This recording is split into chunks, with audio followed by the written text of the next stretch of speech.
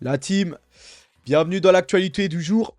Et là, j'ai l'occasion de faire un rappel qu'il faut prendre du recul sur les marchés et donc essayer de voir voilà, qu'est-ce qui fonctionne dans l'investissement et qu'est-ce qui ne fonctionne pas. Et si on a une belle actualité, Sam Altman, donc le PDG ici là d'OpenAI, celui qui est derrière ChatGPT, euh, ici vient d'introduire en bourse une société d'énergie nucléaire qui s'appelle Oklo pour l'aider donc à poursuivre ses ambitions en matière d'IA.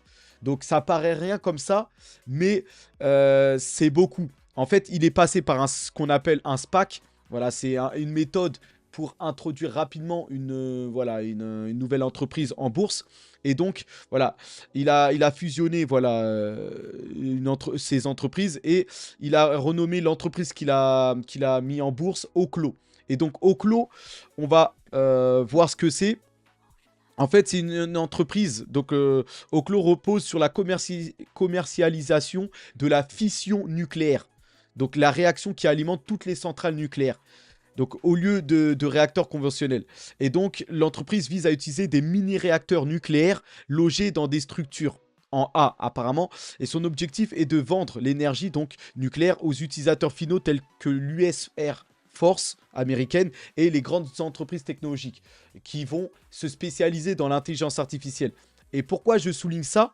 Parce que, mine de rien, le nucléaire devient de plus en plus intéressant comme investissement.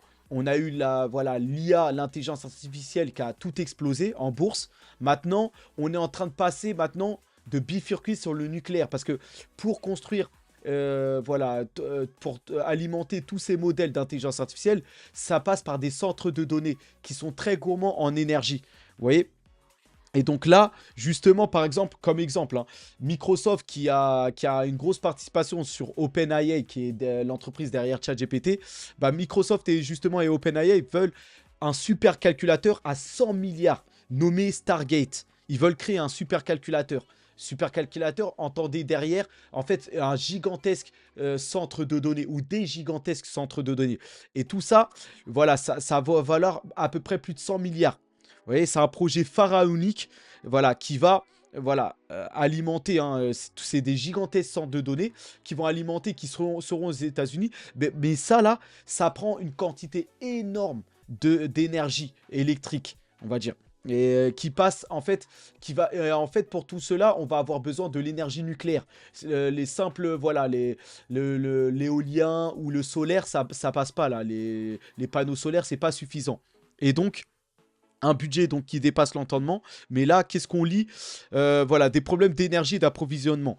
En fait, ce n'est pas le seul chiffre hallucinant. Selon The Information, l'engin pourrait consommer la bagatelle de 5 gigawatts. C'est-à-dire ce supercalculateur, la Stargate, que Microsoft et OpenAI veulent mettre en place. Cela correspond à peu près à la puissance cumulée de 5 réacteurs de centrales nucléaires standard. Donc je ne sais pas si vous imaginez, ça prend une quantité énorme. Donc une telle quantité d'énergie pourrait permettre de charger environ 500 000 voitures électriques simultanément. Ou d'alimenter une ville de plusieurs millions d'habitants. Vous voyez, ça c'est ce que prendrait là par exemple le supercalculateur Stargate. Vous voyez, ça demande une quantité masse. Mais vous savez, il n'y a pas que Microsoft ou OpenAI qui se développent là dans l'IA. Toutes les grandes entreprises, tous les GAFAM, voilà. Et vous savez qu'on passe à l'ère des véhicules électriques, on va avoir besoin d'énergie nucléaire, on va avoir besoin d'énergie électrique forte. Et donc, l'IA se développe très vite et on a besoin de ces centres de données qui grossissent là pour alimenter l'IA. Ça va être, d'ici à 2028 à 2030, ça va doubler l'énergie, la consommation d'énergie qu'on va avoir besoin. Et donc là, on a besoin justement de cette énergie nucléaire. Et justement, là, on a Oklo qui est introduit en bourse par Sam Altman. Mais je vais vous faire le focus là. Regardez, ici en bleu, vous avez Vistra Energy. C'est une entreprise là qui explose en bourse par rapport au nucléaire, à l'énergie électrique et au nucléaire. En vert, vous avez Nvidia, qui est le symbole de l'intelligence artificielle. Et en orange, vous avez Bitcoin, qui est le symbole un peu des cryptos. Et bien sûr, un an là, vous voyez que Vistra et le nucléaire viennent maintenant à surpasser et l'intelligence artificielle Nvidia et le Bitcoin. Vous voyez? Et quand, là c'est sur un an, quand je rétrécis, sur 6 mois, ça devient de plus en plus flagrant. Plus on rétrécit et plus on vient sur le court terme, là vous voyez sur 6 mois là, quand je viens sur 3 mois, encore plus flagrant. Et sur un mois, vous voyez que, voilà, c'est flagrant comment Vistra Energy surperforme comment le nucléaire là est en train de surperformer l'IA et les cryptos. Enfin, le crypto, le Bitcoin. Après, si on parle d'alcoin, bien sûr, en termes d'alcoin, vous allez avoir des altcoins qui sous-performent, voilà, comme Polkadot ou Matic, voilà, des cryptos célèbres, hein, mais d'autres aussi qui vont surperformer, comme Solana, Taobi Tensor, voilà. Donc, les altcoins, c'est limite presque un pari. C'est-à-dire qu'il y en a qui vont marcher, il y en a qui vont sous-performer largement, qui vont être même négatifs, et il y en a qui vont exploser. Donc là, j'ai pris un peu le Bitcoin, qui est la moyenne, qui est le symbole. Mais vous voyez que de manière générale, le nucléaire, là, est en train de surperformer. Et c'est là où je voulais faire un focus. Là, le titre de cette vidéo, c'est nucléaire ou crypto. Eh bien, crypto, les cryptos, là, c'est pas encore... on est en plein bull run, donc on va connaître encore une forte hype, mais les cryptos, c'est pas encore prêt, c'est pas ce qui apporte la valeur. Donc les cryptos vont exploser sur la spéculation, sur la promesse. Et ça, c'est très volatile, ça peut exploser et ça peut s'effondrer. Par contre, le nucléaire, là, c'est comme l'IA. Là, ça explose sur des faits réels. Et en investissement, on investit normalement sur la probabilité, sur des choses qui sont concrètes avec des bénéfices derrière. Et là, Vistra et Nvidia, par exemple, il y a des bénéfices derrière. Les entreprises, là, ces entreprises dévoilent des résultats qui font exploser et qui surperforment la spéculation du Bitcoin. Donc, en fait, soit vous spéculez sur les cryptos, et parce que tout le monde, en fait, pense qu'aux cryptos pour générer des forts rendements. Mais il n'y a pas que ça. Vous avez même des actions en bourse, celles qui sont dans la tendance, là, comme le nucléaire ou l'intelligence artificielle, qui font mieux que la plupart des cryptos, en fait. Et c'est sur ça que je veux vous mettre le focus. Il n'y a pas que les cryptos. Et les cryptos, là, ça peut ranger encore pour encore 2-3 mois. Hein. Tant qu'il ne se passe rien. Tant que, par exemple, on n'a pas de nouvelles, là, les ETF Bitcoin Spot, c'est tombé. Ethereum, on ne sait pas trop. Tant qu'il n'y a pas de catalyseur, peut-être, on va devoir peut-être, je sais pas moi, attendre les élections et que Trump peut-être gagne les élections pour qu'il se passe un truc sur les cryptos. Je sais pas, je dis ça, mais voilà. Il y a des baleines là qui accumulent, mais le Bitcoin, ça rechute. On va aller sur les cryptos. Il n'y a pas tellement de nouvelles, mais voilà, on voit que Solana, voilà, il y a beaucoup de volume, mais ça suffit pas à relancer la crypto. Donc il va falloir des catalyseurs forts. Par contre, à côté de ça, le nucléaire, ça explose et ça fait que d'augmenter.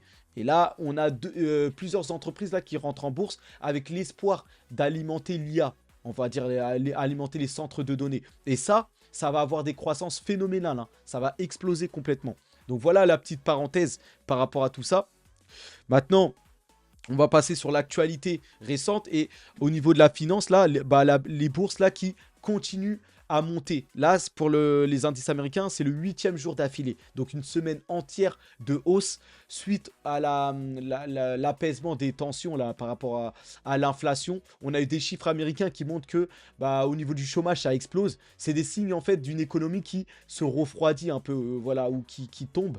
Et donc ça alimente l'espoir que la Fed va baisser ses taux plus rapidement. Et donc ça fait exploser les actions en bourse. Ou ça alimente l'espoir. Donc les actions ou les indices américains montent. Après, dans les faits, on a des actions qui baissent, d'autres qui montent. Voilà, c'est plutôt mitigé dans les faits, mais de manière générale, les indices montent. Et c'est pareil pour l'Europe. L'Europe aussi, les actions sont en hausse avec l'optimisme que la Banque Centrale Européenne va baisser ses taux. Donc en tout cas, sur les marchés traditionnels, il y a un vent d'optimisme. Maintenant, on va passer rapidement aux cryptos. Et au niveau des cryptos, là, on a le Wells Fargo, donc la 3e plus grande banque aux États-Unis, qui vient selon des documents déposés auprès de la SEC, a été transparent et a montré des avoirs en Bitcoin, là, ou en crypto. Donc là, non, des avoirs en ETF Bitcoin. Donc là, voilà, Wells Fargo, la 3e plus grande banque américaine, est exposée au Bitcoin. Et ils l'ont dévoilé là dans des documents là. Donc ça c'est énorme, hein. Ça c'est une énorme banque qui fait partie des 5 grandes banques américaines là. Et là voilà, et on sait que voilà, ils vont amener l'adoption massive. Les autres banques, comme JP Morgan, les plus grosses banques là, vont aussi tôt ou tard s'exposer aux ETF Bitcoin et vont en avoir pour le compte de leurs clients aussi. Et donc ça va amener une adoption au niveau de la crypto. Donc c'est des bonnes nouvelles, ça participe à l'adoption. Et regardez, là, 186 gestionnaires de patrimoine ont déclaré posséder des bitcoins ETF. Donc ces fonds-là en bourse qui vous exposent au bitcoin cette semaine dans les documents déposés auprès de la SEC. Donc voilà, sur les 186, on a surtout vu qu'il y avait Wells Fargo, mais on a quand même 186 autres, donc 185 autres, pardon, gestionnaires ou de fonds qui, ça peut être des banques ou d'autres choses, qui sont exposés aux ETF Bitcoin. Donc ça commence à faire là. De plus en plus d'entreprises, de fonds d'investissement là s'exposent, et de banques et tout ça s'exposent au Bitcoin. Donc très bonne nouvelle pour le Bitcoin. Donc là, vous avez en dehors du Bitcoin, et le Bitcoin qui navigue, hein, je vais vous montrer ça rapidement, parce que le Bitcoin est en difficulté hein, au niveau des cours. Donc là, regardez, c'est retombé là fortement aux 60 000 ici. Petite parenthèse, hein, voilà, sur le mois, ça range, c'est à plat, on va dire. Donc, il ne se passe pas grand-chose. Et là, quand ça baisse, bon, bah, on retrouve du rouge. Et dès que ça remonte à 61, 62, là, les altcoins qui repartent dans le vert. Voilà, c'est de la volatilité, on connaît. Donc, par rapport à ça... Maintenant, Binance et KuCoin qui obtiennent leur enregistrement auprès de la cellule de renseignement financier de l'Inde. Donc voilà, en tout cas, Binance et KuCoin qui réintègrent le marché indien. Très très bonne nouvelle. Bon, surtout pour Binance, hein, parce que on sait que c'est Binance qui va plus être utilisé. Binance, c'est le leader des exchanges qui vous permettent d'échanger vos cryptos. Et voilà, il y a beaucoup plus de produits. Voilà, c'est beaucoup mieux que KuCoin. KuCoin était dans la tourmente il n'y a pas longtemps, mais ça reste un bon exchange. Mais voilà, c'est surtout Binance qu'on retient, qui intègre le marché indien. Donc ça va aider, et surtout que l'Inde connaît une forte croissance et va être un des pays qui va alimenter la croissance mondiale. Donc là, c'est une bonne chose pour l'adoption massive, encore une fois. Et donc voilà, on finit par Solana. Solana qui, encore une fois, a surpassé Ethereum sur 24 heures, en tout cas sur la finance décentralisée, sur les DEX, en tout cas sur ce qui concerne la finance, parce que tout le monde parle de Solana pour les mêmes coins, voire les NFT, mais Solana, même sur la finance, la DeFi, est devant Ethereum, en tout cas de manière journalière, mais là ça commence à faire 2-3 jours, donc on va bientôt parler même de hebdomadaire. Et là, qu'est-ce qu'on voit surtout Solana, il y a une énorme chose qui arrive sur Solana, c'est Fire Dancer.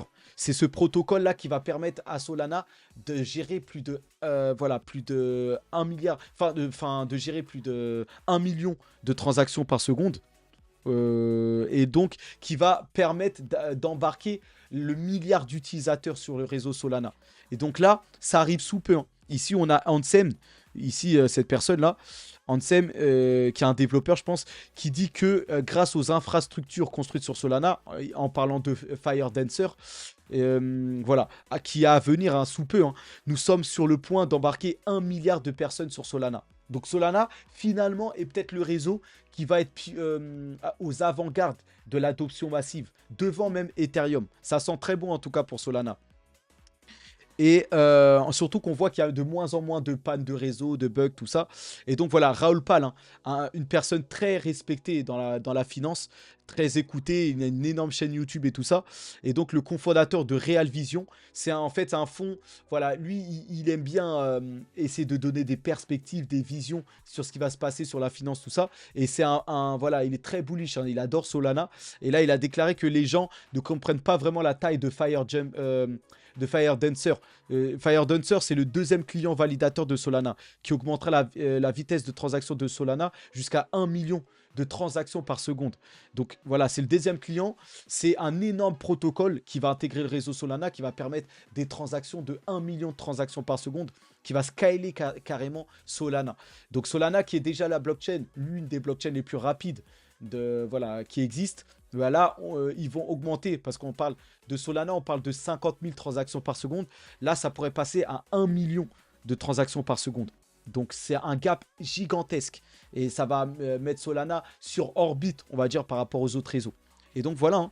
Hein. Surtout que Solana, et en plus prépare l'adoption mobile par la voie mobile. Parce que là, la blockchain, c'est via, on va dire, l'ordinateur. Il faut accéder au portefeuille. Mais tout ça, ça se fait via ordinateur pour utiliser les protocoles en général. Mais là, Solana est aux avant-gardes. Et là, on a Jupiter qui est le DEX, donc l'exchange pour échanger vos cryptos sur le réseau Solana numéro 1. Bah, Jupiter, eux, ils ont déjà créé voilà, leur app mobile pour vous permettre de trader et acheter et vendre vos cryptos sur le réseau via le réseau Solana. Et ben Jupiter prépare l'adoption mobile. Surtout que on sait que bah voilà, c'est sur le réseau Solana et Solana qui est le réseau phare, qui est la blockchain qui amène l'expérience mobile avec leur téléphone Saga. Solana vend a un téléphone qu'ils vendent qui s'appelle Saga. Ils ont fait une mise à jour là. Il y a une deuxième version de ce téléphone qui est en précommande, qui est en vente avec des airdrops, tout ça. Et donc voilà, Solana prépare même l'adoption massive et avec ce Fire Dancer, il pourrait voilà, assumer tout cela. Donc en tout cas pour Solana, c'est énorme. Hein. C'est énorme et on voit la vision, on voit, c'est très clair. Et il pourrait rattraper Ethereum et voire même dépasser Ethereum hein, avec des trucs, des choses comme ça. Donc on verra bien en tout cas, mais c'est prometteur. Donc voilà pour cette vidéo. On reste, on finit, enfin en tout cas, on rend hommage à Jim Simons, donc le légendaire mathématicien et gestionnaire de fonds spéculatif. Jim Simons est décédé donc à l'âge de 86 ans.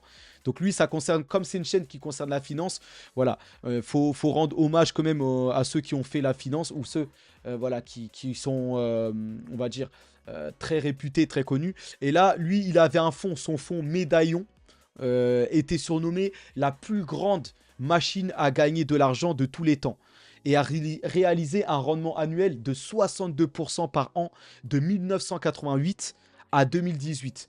Donc là, pendant quasiment, on va dire, 20-30 ans. Alors là, ouais, parce que là, ouais, jusqu'à 98, ensuite 2008, ouais, quasiment 30 ans. Pendant 30 ans, chaque année, son portefeuille a généré 62% de rendement. 62%, c'est énorme, hein, sachant que les meilleurs investisseurs essayent de générer 15%, 20% par an, voire 25%. Warren Buffett, il est considéré comme le meilleur investisseur parce qu'il fait plus de 20% par an. Vous voyez, donc ça vous donne une idée. Bah lui, il réalisait 62% par année. Donc c'est un gros gap. Voilà, il est très fort avec son fonds là. Il est arrivé bien à sentir les entreprises qui faisaient de la croissance, en tout cas. Et donc cette personne-là, génie on va dire, Jim Simons, est décédé. Et ça fait la une de l'actualité, hein, sur les plus grandes chaînes de finance, tout ça, comme CNBC. Donc Jim Simons, milliardaire, pionnier de l'investissement quantitatif, qui a généré des rendements époustouflants et donc décédé. Donc hommage en tout cas à ce monsieur, ce grand monsieur. Et donc on finit par ça. Donc on finit par lui. Et donc, je vous souhaite une bonne soirée. On se retrouve pour d'autres actualités. En tout cas, Spartiate, courage. Les cryptos baissent, mais les marchés montent. Mais en tout cas, la patience, c'est la patience qui définit l'investisseur. Et en tout cas, voilà, là, c'est une opportunité, en tout cas sur la crypto, pour recharger. En tout cas, je vous conseille enfin pas des conseils en investissement, mais en tout cas, mettez un focus sur prenez du recul, regardez loin et regardez 360. Et il n'y a pas que la crypto, il y a aussi le nucléaire, il y a aussi l'intelligence artificielle, voilà, qui peuvent, bon, c'est pas des x50, x100 comme la crypto, ce que vous espérez, mais au moins c'est du sûr, parce que sur la crypto, on peut espérer ses rendements, mais c'est, voilà, on peut aussi voilà, crouler et d'ici l'année prochaine, faire un mauvais investissement. Donc en tout cas, focus sur ça, en tout cas. Donc le nucléaire, regardez le nucléaire, regardez l'IA, et voilà. Faites vos choix en tout cas. Allez, bonne soirée à tous. Hein. Allez, à plus.